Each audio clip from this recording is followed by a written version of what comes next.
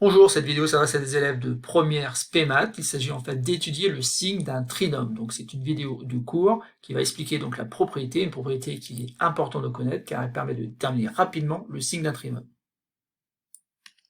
Alors, commençons déjà par le début. Le début, c'est de se rappeler qu'en fait, il existe parfois une forme factorisée pour un trinôme du second degré, donc une expression f de x qui s'écrit ax au carré plus bx plus c. Et pour cela, dans un chapitre précédent, vous avez sûrement découvert donc le calcul du discriminant. Et ce discriminant, lorsqu'il est strictement plus grand que 0, alors pour tout nombre réel x, f de x peut s'écrire a facteur de x moins x1 facteur de x moins x2, où x1 et x2 sont ce qu'on appelle les racines de f de x. Et les racines de f de x, en fait, ce sont les valeurs pour lesquelles f de x s'annule. Et donc, du coup, lorsque le discriminant est strictement positif, on peut factoriser f de x. Autre cas de figure, lorsque le discriminant est égal à 0. Alors, vous avez vu que pour tout nombre réel x, f de x peut là aussi se factoriser, mais sous une manière un peu différente, puisque c'est a facteur de x moins un nombre x0, qui est en fait la racine double de f.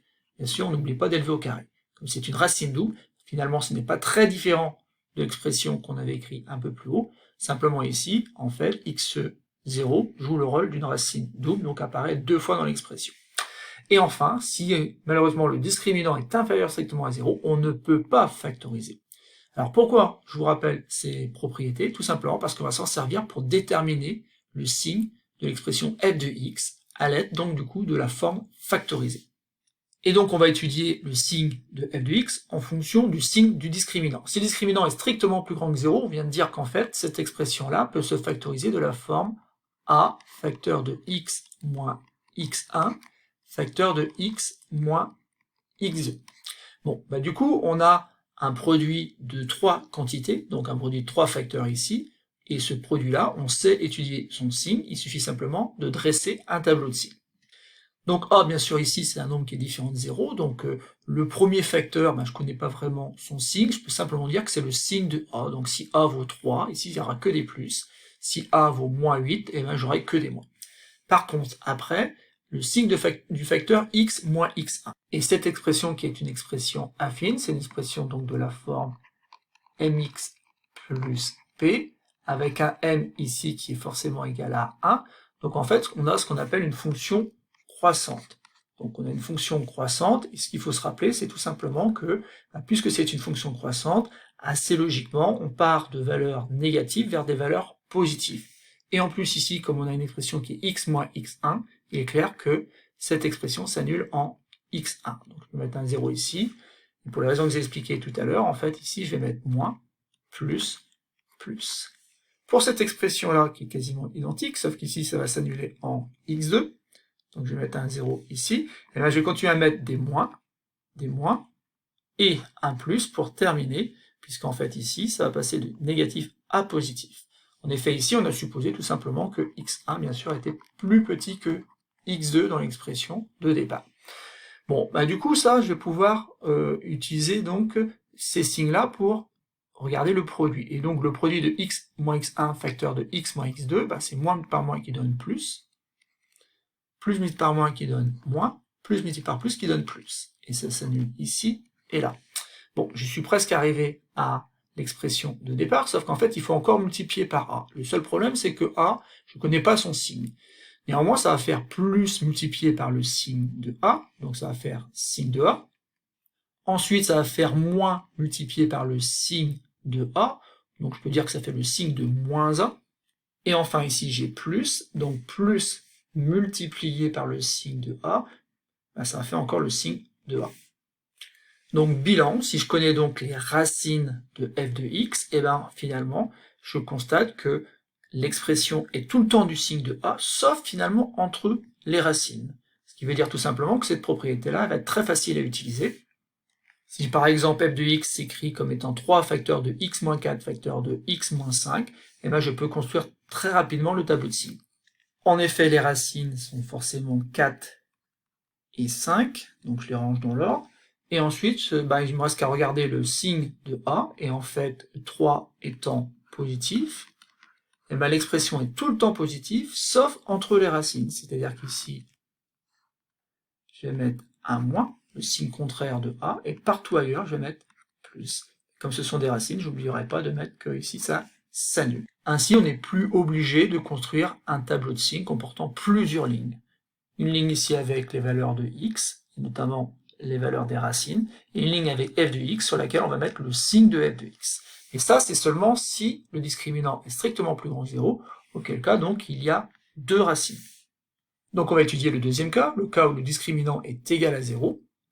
On rappelle que pour tout nombre réel x, x au carré plus bx plus c, dans ces cas-là, peut c factoriser de cette forme-là, a facteur de x moins x0, le tout au carré. Et du coup, en fait, c'est peut-être encore plus simple, parce que cette quantité-là, qui est le carré de quelque chose, le carré de x moins x0, eh ben c'est tout le temps supérieur ou égal à 0. En effet, ici, ça peut se faire, parce que si x est égal à x0, ben ça fait 0 au carré qui donne 0. Et donc, si on regarde, en fait, on a a multiplié par une quantité qui est positive, positive au sens large. Et bien, c'est très facile donc de déterminer le signe de cette expression. Le signe de cette expression est tout le temps du signe de a et s'annule lorsque x égale x0. Donc, une nouvelle fois, on constate finalement que f de x est pratiquement tout le temps égal au signe de a, sauf qu'une dernière fois ici, on a le cas où on a f de x égale 0 lorsque x, justement, est égal à x0. Un petit exemple juste pour illustrer donc ce deuxième cas. Donc ici par exemple, je sais que f de x peut s'écrire moins 3 facteur de x plus 2 au carré. Et bien je sais donc que a ici est inférieur à 0. Ça veut dire que f de x va être tout le temps égal à 0, sauf qu'il va pouvoir s'annuler. Et s'annuler, attention ici, en moins 2.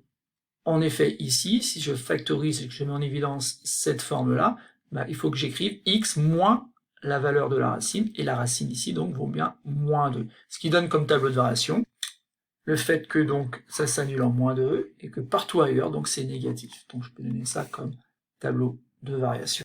Donc f de x est strictement négatif de moins l'infini à moins 2 exclu, et de moins 2 exclu à plus l'infini. On retient que f de x une dernière fois s'annule en moins 2. Passons au troisième cas. Et pour ce troisième cas, donc le discriminant va être inférieur à 0.